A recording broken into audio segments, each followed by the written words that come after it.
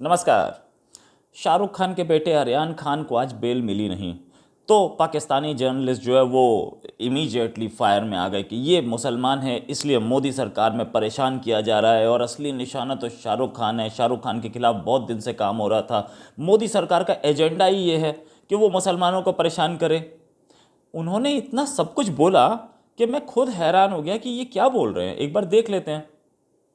फिर ढूंढने में पता चला कि दो पाकिस्तानी मुस्लिम्स, एक सलमा आगा और एक अदनान सामी, दोनों को इंडियन नेशनैलिटी मोदी सरकार ने ही दी थी।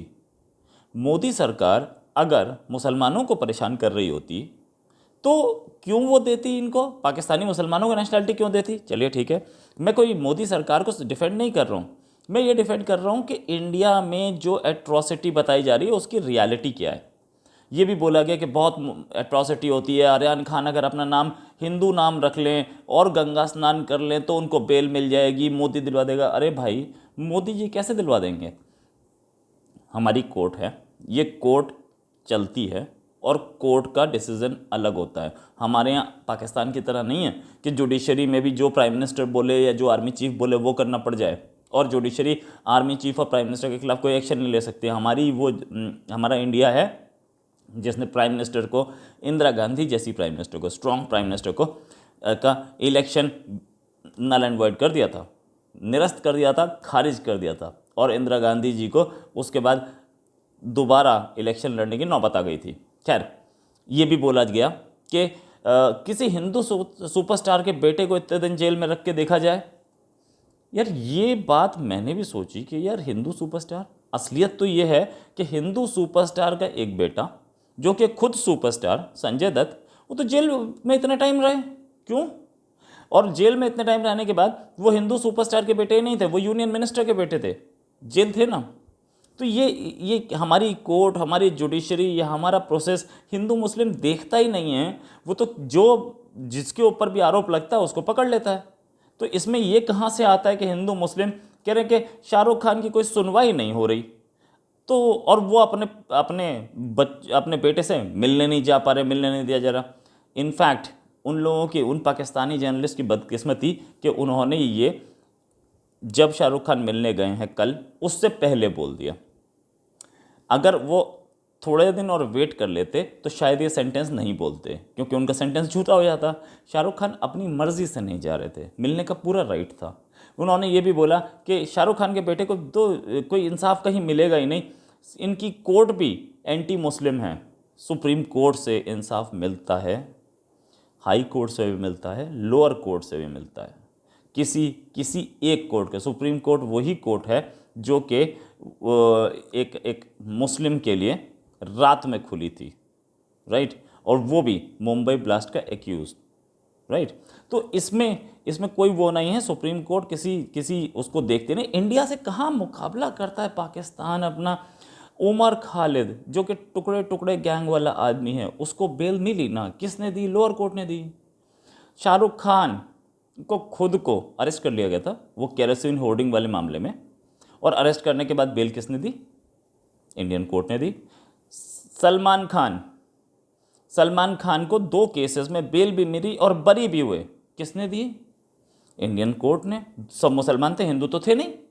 अच्छा, शाहरुख खान आज वर्ल्ड के सबसे अमीर एंटरटेनर्स में से एक है। क्या वो पाकिस्तान में बने थे? इंडिया में बने थे ना। तो इस चीज़ को कौन बोल सकता है? और साथ में शाहरुख खान के बेटे के साथ और भी लोग पकड़े गए जिनकी बेल रिजेक्ट हुई, वो मर्चेंट हो या वो एक्ट्रेस हो, मॉडल हो, सबकी बेल रिजेक्ट हो रही है ना। तो इसमें ये हिंदू मुस्लिम आता कहाँ से है? ऐसी आवाज़ें इंडिया से भी उठ रही हैं, कुछ ऐसी आवाज़ें ट्विटर में बहुत हैं। लेकिन असलियत क्या है? असलियत ये है कि इसमें 7 और लोग शामिल थे। वो 1,500 के क्रूज़ में से सिर्फ 8 लोग पकड़े गए, जिसमें से एक ही मुसलमान है, बाकी तो नहीं है। फिर अब जहाँ तक बात ये कि ये बोला जाता है कि इंडिया में मुसलमानों पे बड़ी तशद्दुद होती है, बड़ी एट्रॉसिटी होती है। यार, इंडियन मुस्लिम्स यहाँ रहते हैं ना, यहाँ रहना चाहते हैं ना, इसलिए रह रहे हैं ना। अगर इतनी एट्रॉसिटी हो रही होती तो कोई क्यों रहना चाहेगा ऐसी जगह पे? एक और जर्नलिस्ट ने, बड़े सीनियर जर्नलिस्ट हैं, उन्होंने कोट किया कि शबाना आज़मी और जावेद अख्तर को कहीं पर मकान नहीं मिला, वो किराए के मकान में रह रहे हैं, वो अपने मकान में रह रहे हैं, बॉम्बे में रह रहे हैं, बड़ी अच्छी जगह जूहू पे रह रहे हैं, उनको किसी ने मकान कैसे नहीं दिया। शबाना आज़मी और जावेद अख्तर की बात करें तो शबाना आज़मी और जावेद अख्तर दोनों के दोनों पार्लियामेंट के मेंबर रह चुके हैं। ऐसे कितने हिंदू कपल हैं जो कि दोनों राज्यसभा के मेंबर रहे हों, जिनको दोनों को गवर्नमेंट ने नॉमिनेट किया हो। यही इंडिया है।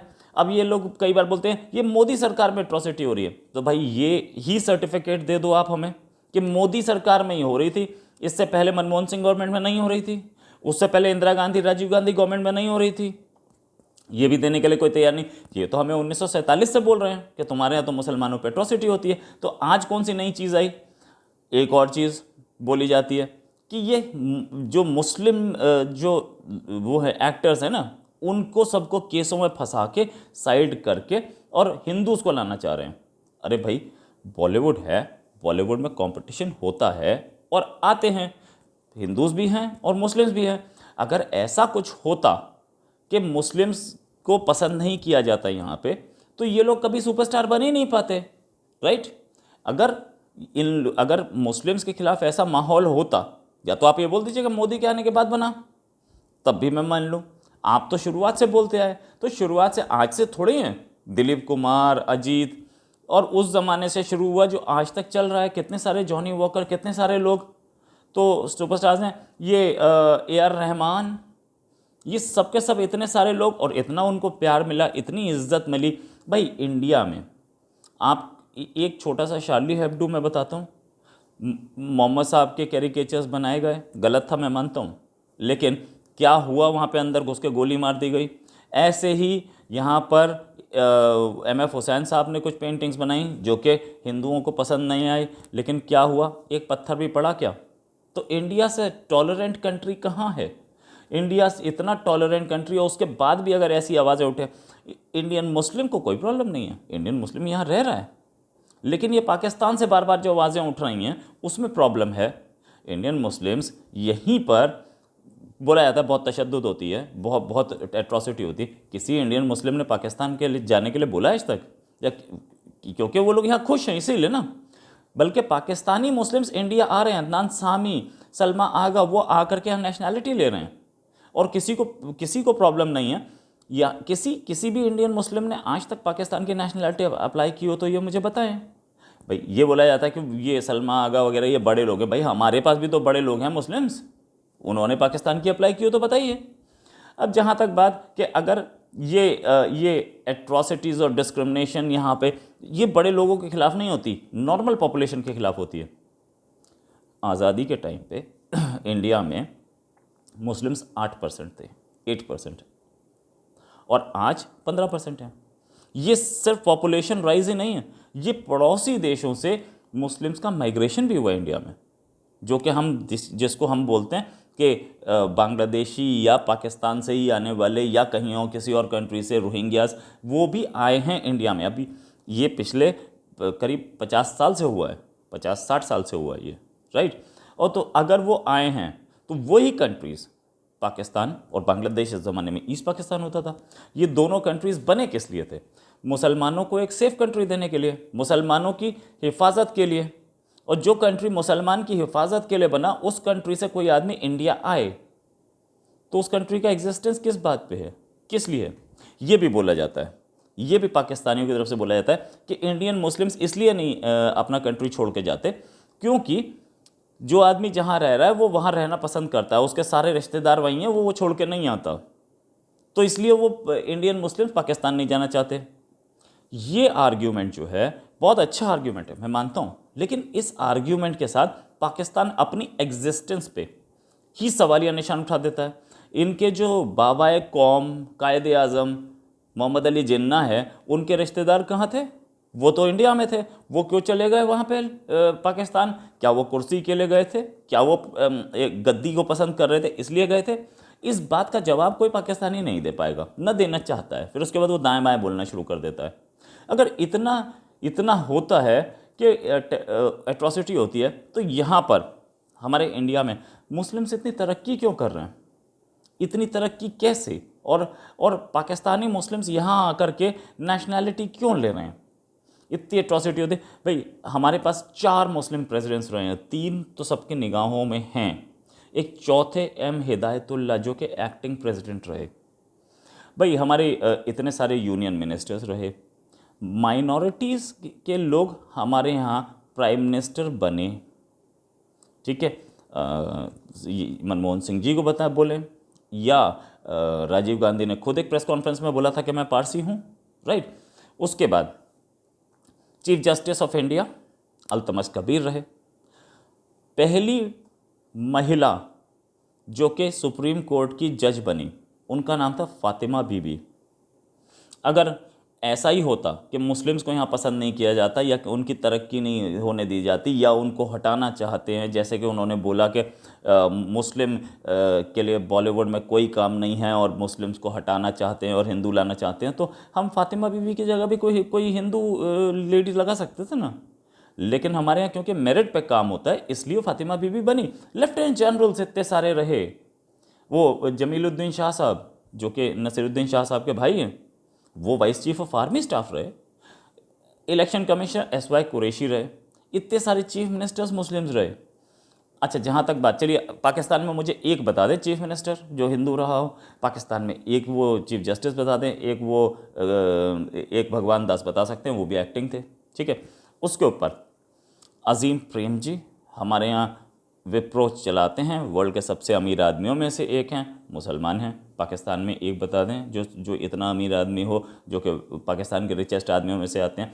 एक भंडारा का नाम मुझे याद आता है, वो भंडारा भी इसलिए क्योंकि कोई मुसलमान वहाँ पे शराब बना नहीं सकता और ये बियर बनाते हैं, बियर की फैक्ट्री है, तो वो हिंदू ही कर सकता है काम, क्योंकि आप तो इस्लामिक कंट्री हैं। अगले दिन आपके जो तहरीक वाले हैं या आपके जो हाफिज़ सईद वगैरह, वो अगले दिन जा कर के वहाँ गोली मार देंगे, है ना।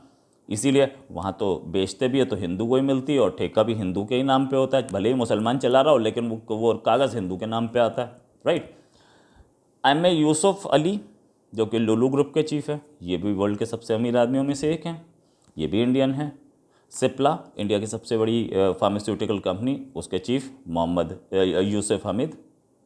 तो इतने सारे लोग हमारे यहाँ इतने सक्सेसफुल मुसलमान हैं, ये देख करके भी पाकिस्तान का मीडिया या पाकिस्तानी जर्नलिस्ट और काबिल जर्नलिस्ट और ऐसे जर्नलिस्ट जो कि बड़े जर्नलिस्ट हैं, वो ऐसी लैंग्वेज बोलते हैं किस चीज़ के लिए?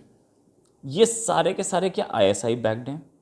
क्या ये ISI की लैंग्वेज क्यों बोलते हैं? क्या ये लोग अखबार नहीं पढ़ रहे हैं? क्या ये इंडिया के बारे में कुछ नहीं पढ़ रहे हैं? क्या ये कभी इंडियन न्यूज़ चैनल्स तो देखते ही हैं, इनफैक्ट देखते हैं, लेकिन उसमें से पिक क्या करते हैं? शाहरुख खान इतने बड़े सुपरस्टार बने इंडिया में रह के ना, वो पाकिस्तान कराची या लॉलीवुड में तो नहीं काम कर रहे थे। और दूसरा, ये आमिर खान और सलमान खान, ये सब तो वो कहीं लाहौर में तो नहीं थे काम कर रहे थे, लाहौर में फिल्म इंडस्ट्री में तो नहीं काम करते, यहीं पे थे। दिलीप कुमार पाकिस्तान से पार्टीशन के बाद इंडिया आए, मुसलमान होने के बाद, और यहाँ आके अपना करियर उन्होंने बनाया। क्यों बनाया? यहाँ इंडिया की नेशनैलिटी ली। जिस समय सारे मुसलमान पाकिस्तान जा रहे थे, वो पार्टीशन के कई साल बाद इंडिया आए पाकिस्तान से। क्यों आए भाई? उनको दिखा होगा ना, अगर यहाँ एट्रॉसिटी हो ही रही थी तो वो वापस जा सकते थे 2 साल बाद, नहीं गए, यहीं रहे। तो कुछ तो काबिलियत थी और कुछ तो उन्हें दिखा कि इंडिया में ऐसी एट्रॉसिटी नहीं होती है ना। तो ये जो झूठ पाकिस्तान की तरफ से फैलाया जा रहा है, इसको मैं एक बार बेनकाब करना चाहता था और बेनकाब करूँगा। इंडियन मुस्लिम की तरफ से ऐसी कोई लैंग्वेज नहीं आती कि हमारे ऊपर एट्रॉसिटी हो रही है।